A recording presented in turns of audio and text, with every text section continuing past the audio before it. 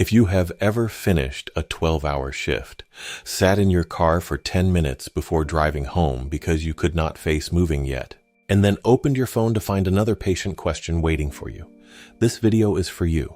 Most of the conversation about clinician burnout focuses on the entry to digital health. Make the leap, get out, start a new chapter, and yes, that part matters. But there is a second conversation almost nobody is having, and it is the one I want to have with you today. What happens after you leave the bedside? What happens when, for the first time in your adult working life, you do not have to be busy every minute of every day? You would think the answer is relief. Sometimes it is, but often something else happens first. And if you do not see it coming, it can sabotage the very transition you fought so hard to make. The data is clear and it is consistent across 3 continents.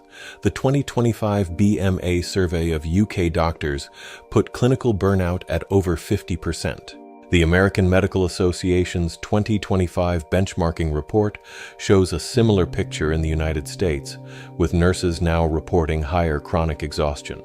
Health Education, England's 2025 report describes career pathways for clinicians moving into digital health roles as one of the largest workforce shifts of this decade. So, the door is open, the hiring is happening, people are getting through. And here is the part nobody talks about.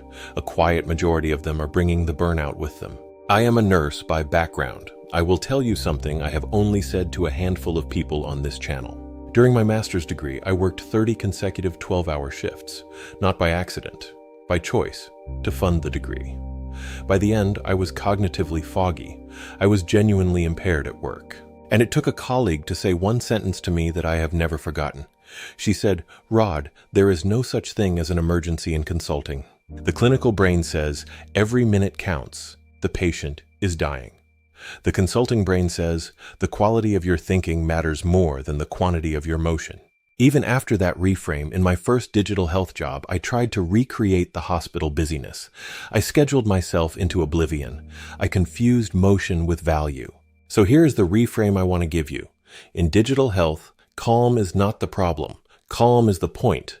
Your nervous system spent years learning that survival required perpetual motion.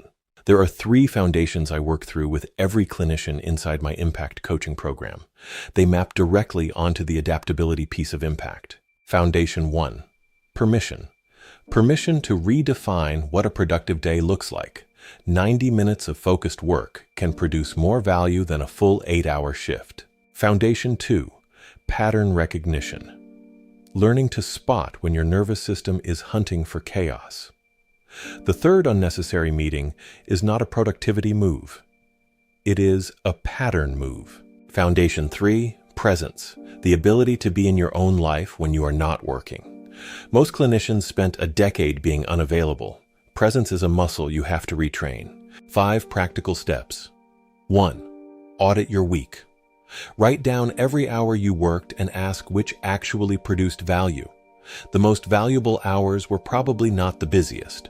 2. Schedule white space. Block at least 2 hours a week with no agenda. White space is not lazy.